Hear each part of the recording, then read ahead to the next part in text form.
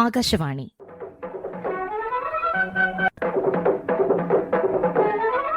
തിരുവനന്തപുരം പ്രാദേശിക വാർത്താ വിഭാഗം അവതരിപ്പിക്കുന്ന വാർത്താ തരംഗിണി.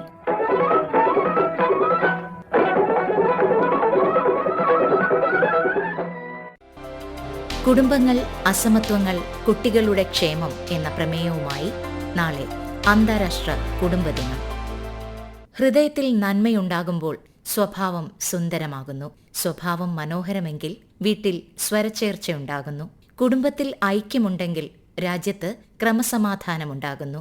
രാജ്യത്ത് ക്രമസമാധാനമുണ്ടാകുമ്പോൾ ലോകത്ത് തന്നെ സമാധാനമുണ്ടാകുന്നു. ഇന്ത്യയുടെ രാഷ്ട്രപതിയായിരുന്ന APJ അബ്ദുൽ കലാം 2007 യൂറോപ്യൻ യൂണിയന്റെ സുവർണ ജൂബിലി ആഘോഷവേളയിൽ യൂറോപ്യൻ പാർലമെന്റിൽ നടത്തിയ ചരിത്രപ്രസിദ്ധമായ പ്രസംഗത്തിലെ ഭാഗമാണ് ഇത്. ഒരു സമൂഹത്തിൽ സമാധാനവും ഐക്യവും ഉണ്ടാവണമെങ്കിൽ തുടക്കം വീടുകളിൽ നിന്നാകണം എന്ന് വ്യക്തമാക്കുന്നതാണ് ഈ വാക്കുകൾ. ഓരോ വ്യക്തിയുടെയും വളർച്ചയിലും സ്വഭാവ രൂപീകരണത്തിലും കുടുംബം വഹിക്കുന്ന പങ്ക് നിസ്തൂലമാണ്. എന്നാൽ ഇന്ന് നമ്മുടെ കുടുംബങ്ങളുടെ ഘടനയും സാഹചര്യങ്ങളും മാറിക്കൊണ്ടിരിക്കുന്നു. കുടുംബങ്ങളുടെ പ്രാധാന്യം, അവ നേരിടുന്ന പ്രശ്നങ്ങൾ, സാമൂഹിക സാമ്പത്തിക ഘടകങ്ങൾ എന്നിവയെക്കുറിച്ച് സമൂഹത്തിൽ അവബോധം സൃഷ്ടിക്കുക എന്ന ലക്ഷ്യത്തോടെ 1993 മെയ് 15 അന്താരാഷ്ട്ര കുടുംബദിനമായി ആചരിക്കണമെന്ന് ഐക്യരാഷ്ട്രസഭ പ്രമേയത്തിലൂടെ പ്രഖ്യാപിച്ചത്.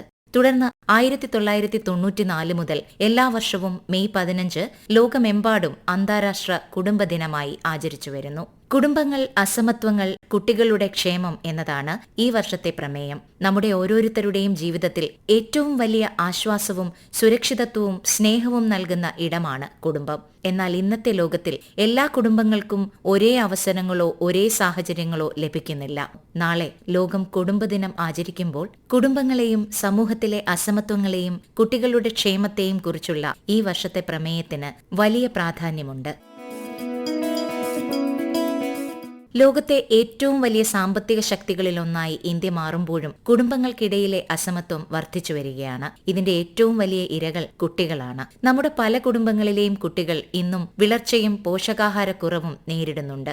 കുടുംബത്തിലെ സാമ്പത്തിക അസമത്വം കുട്ടികളുടെ ശാരീരിക വളർച്ചയെ തന്നെ മുരടിപ്പിക്കുന്നു. കേരളത്തിന്റെ സാമൂഹിക ചരിത്രം പരിശോധിച്ചാൽ കൂട്ടുകുടുംബങ്ങളിൽ നിന്ന് അണുകുടുംബങ്ങളിലേക്കും തുടർന്ന് ഒറ്റപ്പെട്ട കുടുംബങ്ങളിലേക്കും നാം ചുരുങ്ങുകയാണ് എന്ന് പറയേണ്ടി വരും.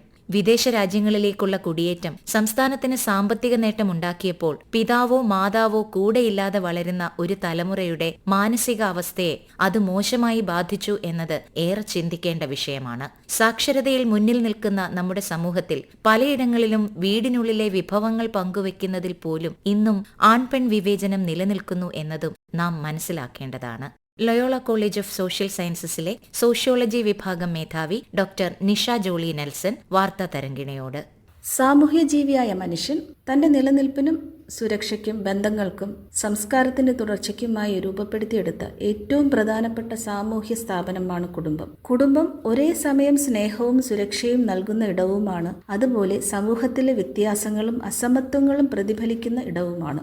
നാം പരിചയിച്ചിരുന്ന ഫാമിലി ഡൈനാമിക്സ് അഥവാ കുടുംബ ബന്ധങ്ങളുടെ ചലനശൈലി ഇന്ന് വലിയ മാറ്റങ്ങളിലൂടെ കടന്നു പോകുകയാണ്. ഈ മാറ്റങ്ങളെ ചിലർ കുടുംബ വ്യവസ്ഥിതിയുടെ അപജയമായി കാണുമ്പോൾ മറ്റു ചിലർ കാലാനുസൃതമായ സാമൂഹിക മാറ്റങ്ങളുടെ ഭാഗമായിട്ടാണ് വിലയിരുത്തുന്നത്. എന്നാൽ ഏത് കാഴ്ചപ്പാടിൽ നിന്ന് നോക്കിയാലും കുടുംബ ബന്ധങ്ങളിലെ ആഴവും കൂട്ടായ്മയും ക്രമേണ ക്ഷയിക്കുന്നു എന്നത് നിഷേധിക്കാനാവാത്ത യാഥാർത്ഥ്യമാണ്. ഈ മാറ്റങ്ങളുടെ ഏറ്റവും വലിയ സ്വാധീനം ഏറ്റുവാങ്ങുന്നത് വളർന്നു വരുന്ന തലമുറയാണ്. ഒരു കുട്ടിയുടെ ക്ഷേമം എന്നത് കേവലം ശാരീരിക ആരോഗ്യം മാത്രമല്ല. വിദ്യാഭ്യാസം, മാനസിക ആരോഗ്യം, ഇമോഷണൽ സെക്യൂരിറ്റി, സുരക്ഷ, സാമൂഹിക ഉൾക്കൊള്ളൽ, ആത്മവിശ്വാസം എന്നിവയെല്ലാം അതിന്റെ ഭാഗമാണ്. ഒരു കുട്ടിയുടെ ക്ഷേമം ഉറപ്പാക്കുക എന്നത് കുടുംബത്തിന്റെ മാത്രം ഉത്തരവാദിത്തമല്ല, അത് മുഴുവൻ സമൂഹത്തിന്റെ ഉത്തരവാദിത്തമാണ്. ഓരോ കുടുംബവും കുട്ടികൾക്ക് നൽകുന്ന ഭാഷ, മൂല്യങ്ങൾ, പഠന അന്തരീക്ഷം, ആത്മവിശ്വാസം, സാമൂഹിക എക്സ്പോഷർ എന്നിവ കുട്ടികളുടെ ഭാവിയെ സ്വാധീനിക്കുന്നു. അതിനാൽ കുടുംബങ്ങളിലെ അസമത്വങ്ങൾ പിന്നീട് കുട്ടികളുടെ ജീവിതാവസരങ്ങളിലെ അസമത്വങ്ങളായി മാറുന്നു.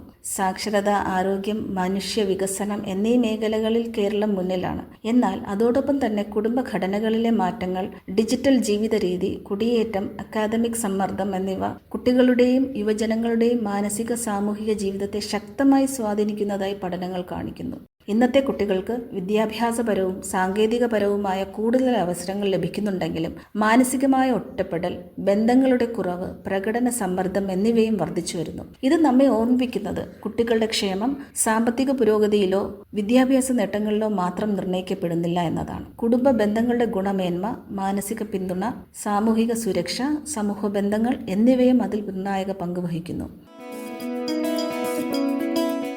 സാമൂഹിക സാമ്പത്തിക അസമത്വങ്ങൾക്കൊപ്പം ഇന്ന് കേരളത്തിലെ കുട്ടികൾ നേരിടുന്ന മറ്റൊരു വെല്ലുവിളി സ്ക്രീൻ അഡിക്ഷനും ലഹരി വിപത്തുമാണ്. മാതാപിതാക്കൾക്ക് സമയമില്ലാതാകുമ്പോൾ കുട്ടികൾ അഭയം തേടുന്നത് സൈബർ ലോകത്തോ അല്ലെങ്കിൽ വഴിതെറ്റിക്കുന്ന സൗഹൃദങ്ങളിലോ ആണ്.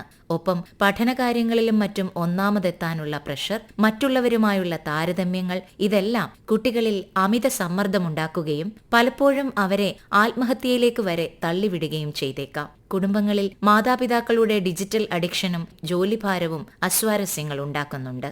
എഴുത്തുകാരനും മാനസികാരോഗ്യ വിദഗ്ധനുമായ ഡോക്ടർ അരുൺ ബി നായർ പറയുന്നത് ശ്രദ്ധിക്കാം.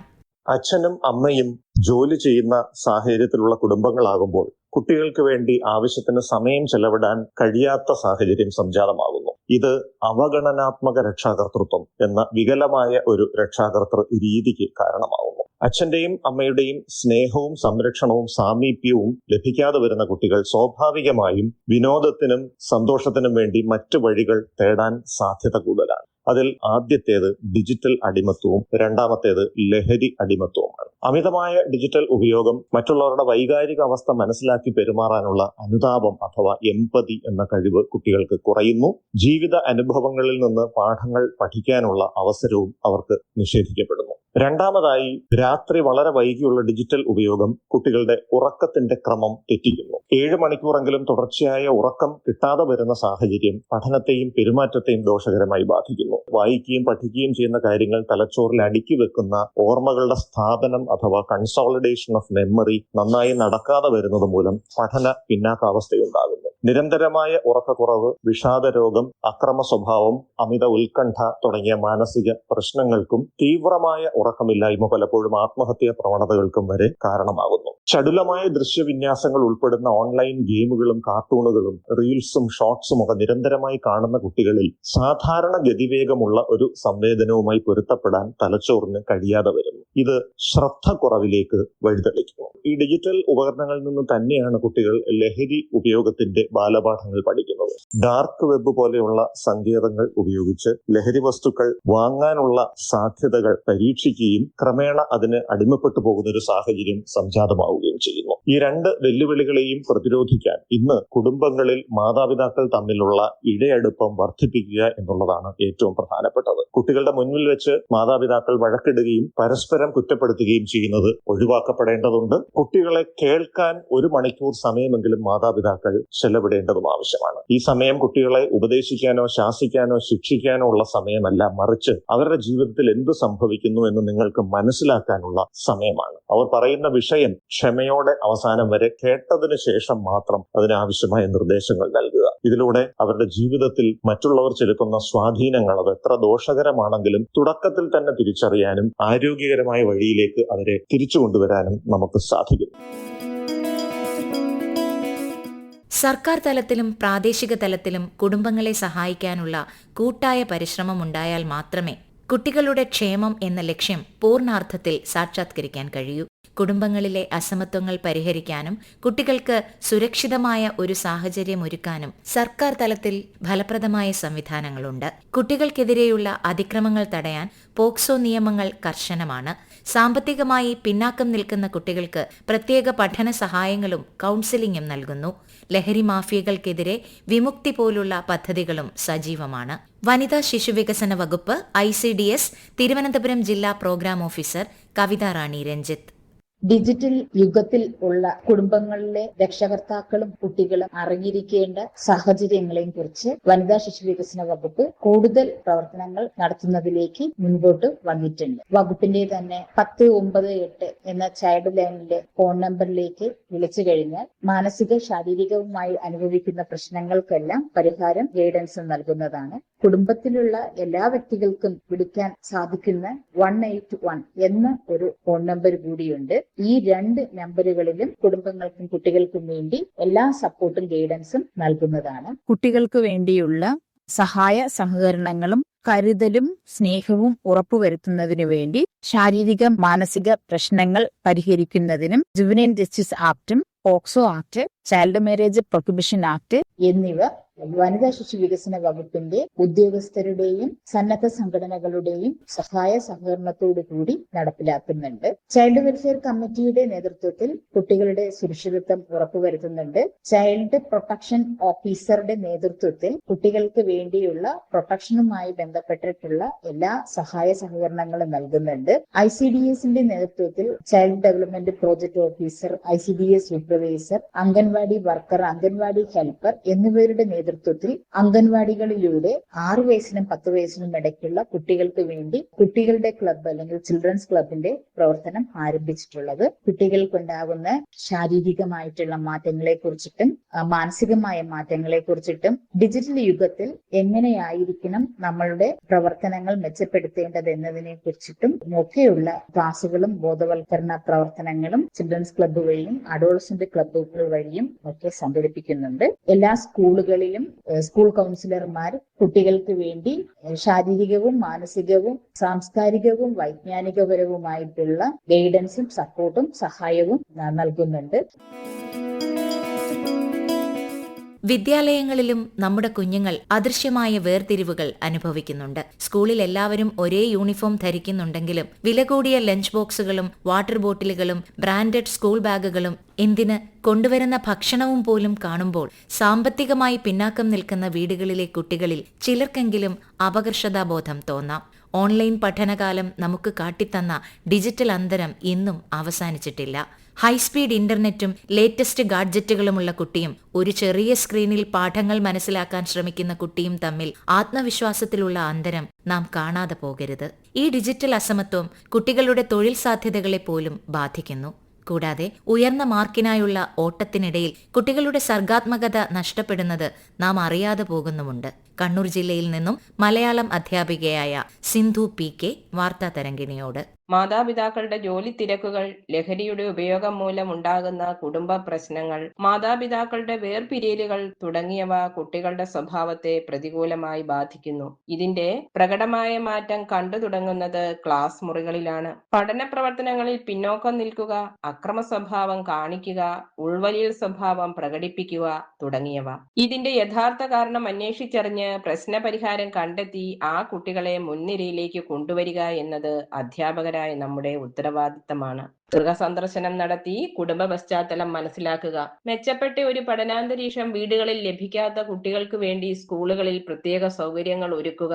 മാനസിക പിന്തുണ നൽകുന്നതോടൊപ്പം തന്നെ ആവശ്യമെങ്കിൽ കൗൺസിലിങ്ങുകളും ഏർപ്പെടുത്തുക. ക്ലാസ് മുറികളിലെ പഠന പ്രവർത്തനങ്ങളിൽ ഇങ്ങനെയുള്ള കുട്ടികളുടെ പങ്കാളിത്തം ഉറപ്പുവരുത്തുക. പഠനത്തിൽ പിന്നോക്കം നിൽക്കുന്ന കുട്ടികളുടെ സവിശേഷമായ കഴിവുകളെ തിരിച്ചറിഞ്ഞ് അതിനെ പ്രോത്സാഹിപ്പിക്കുകയും ആവശ്യമായ പരിശീലനം നൽകുകയും ചെയ്യുക. സ്കൂളുകളിൽ രക്ഷിതാക്കളുടെ യോഗങ്ങൾ വിളിച്ച് അവർക്ക് വേണ്ട മാർഗനിർദ്ദേശങ്ങൾ നൽകുക. ഇതിനേക്കാൾ ഉപരിയായി അധ്യാപകരും മാതാപിതാക്കളുമായ നമ്മൾ നമ്മുടെ കുട്ടികളെ കേൾക്കാൻ ശ്രമിക്കുക.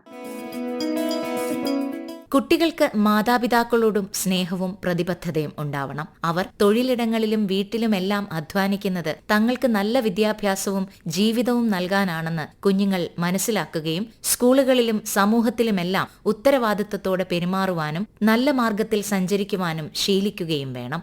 ജീവിതത്തിലെ സന്തോഷങ്ങൾ മക്കളുമായി പങ്കുവെക്കുന്നത് പോലെ മാതാപിതാക്കൾ ബുദ്ധിമുട്ടുകളും കുട്ടികളെ അറിയിക്കുകയും അവയെല്ലാം പരിഹരിച്ച് മുന്നേറുന്നത് എങ്ങനെയെന്ന് മനസ്സിലാക്കാൻ അവർക്ക് അവസരം നൽകുകയും വേണം. ബുദ്ധിമുട്ടുകൾ ഒന്നും അറിയാതെ വളരുന്ന കുട്ടികളാണ് ചെറിയ പ്രശ്നങ്ങൾ പോലും അഭിമുഖീകരിക്കാനുള്ള മനോബലമില്ലാത്തവരായി മാറുന്നത്. ഒരു കുട്ടിക്ക് നാം നൽകുന്ന ഏറ്റവും വലിയ സമ്മാനം അവരെ മനസ്സിലാക്കാനുള്ള മനസ്സാണ്, കേൾക്കാനുള്ള സമയമാണ്, കൈപിടിച്ച് നയിക്കാനുള്ള കരുതലാണ്. കുടുംബാംഗങ്ങൾ തമ്മിൽ ബഹുമാനവും സ്നേഹവും ഉണ്ടാകുമ്പോൾ കുട്ടികൾ ആത്മവിശ്വാസത്തോടെ വളരും. സമൂഹത്തിൽ അസമത്വങ്ങൾ കുറയുമ്പോൾ അവരുടെ സ്വപ്നങ്ങൾ ആകാശത്തോളം ഉയരും. ഭാവിയിൽ അത് രാജ്യത്തിന് തന്നെ മുതൽക്കൂട്ടായി മാറും. കുട്ടികൾക്ക് ഉയരങ്ങളിലേക്കും നന്മയിലേക്കും വളരാൻ വിവേചനങ്ങളില്ലാത്ത പരസ്പര സ്നേഹവും വിശ്വാസവും പുലരുന്ന സുരക്ഷിത ഇടമായി നമ്മുടെ വീടുകളെ മാറ്റാം. വാർത്താ തരംഗിണി സമാപിക്കുന്നു. ഏകോപനം ലെമി ജി നായർ. തയ്യാറാക്കി അവതരിപ്പിച്ചത് ബിന്ദു വിനോദ്. വാർത്താ തരംഗിണി ഇനി തിങ്കളാഴ്ച രാവിലെ 9 മണിക്ക്.